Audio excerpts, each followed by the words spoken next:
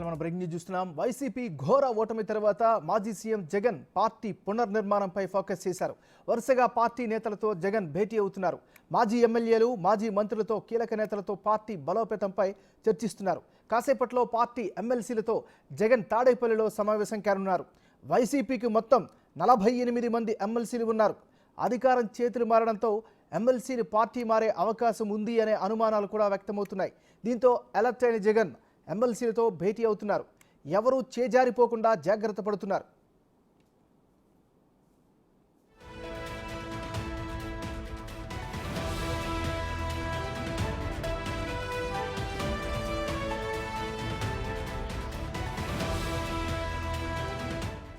రెండు 2019 ఎన్నికల్లో వైసీపీ భారీ మెజారిటీతో గెలవడంతో శాసనమండలిలో ఆ పార్టీకే ఎక్కువ మంది ఎమ్మెల్సీలు ఉన్నారు.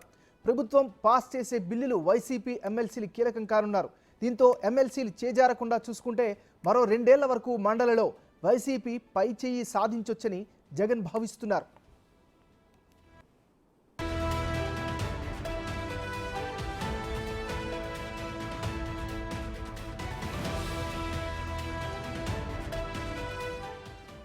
వీటిలో మనం బ్రేకింగ్ న్యూస్ చూస్తున్నాం. వైసీపీ ఘోర ఓటమి తర్వాత మాజీ సీఎం జగన్ పార్టీ పునర్నిర్మాణంపై ఫోకస్ చేశారు.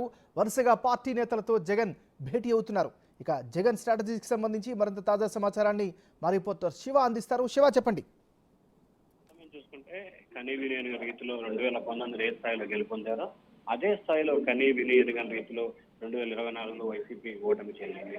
ఈ నేపథ్యంలో కూడా దానికి సంబంధించి పూర్తి స్థాయిలో పార్టీకి సంబంధించిన నేతలు ఎవరు కూడా పార్టీ వీడి వెళ్ళిపోకుండా ఉండేందుకు జగన్ కార్యాచరణ రూపొందిస్తున్నారు. దానిలో భాగంగానే మీరు గత 4 రోజులుగా కూడా ప్రతిరోజు గెలుపొందిన అభ్యర్థులతో, ఓటమి చెందిన ఎమ్మెల్యేలు, మాజీ ఎమ్మెల్యేలతో కూడా ప్రతిరోజు కూడా సమావేశాలు నిర్వహిస్తున్నారు. ఈ సమావేశాల్లో ఈ రోజు చాలా కీలకం కూడా మారిపోతుంది. ఎవరైతే ఆ పార్టీకి సంబంధించిన ఎమ్మెల్సీలు ఉన్నారో ఎమ్మెల్సీలతో ఈ రోజు కీలకమైన సమావేశం నిర్వహించబోతున్నారు. దాదాపుగా ఆ పార్టీకి 30 మంది పైగా కూడా శాసన మండలి సభ్యులు ఉన్న నేపథ్యంలో వారంతా ఎవరు చేజారకుండా ఉండేందుకు కార్యాచరణ రూపొందిస్తున్నారు. 2 సంవత్సరాల వరకు పూర్తి స్థాయిలో మెజార్టీ ఉంటుంది కాబట్టి ఆ మెజార్టీని కాపాడుకొని ప్రభుత్వానికి సంబంధించిన బిల్లును పాస్ అవ్వకుండా చూడాలనేది జగన్ వ్యూహంగా కనిపిస్తోంది. నాగరాజు, అంటే ఈ సమావేశం తర్వాత ఏమైనా మాట్లాడే అవకాశం ఉందా? ముఖ్యంగా ఎమ్మెల్సీలకు సంబంధించి కీలకం కాబట్టి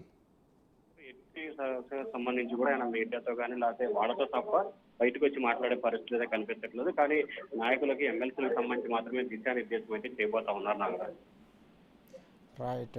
థ్యాంక్ యూ శివ.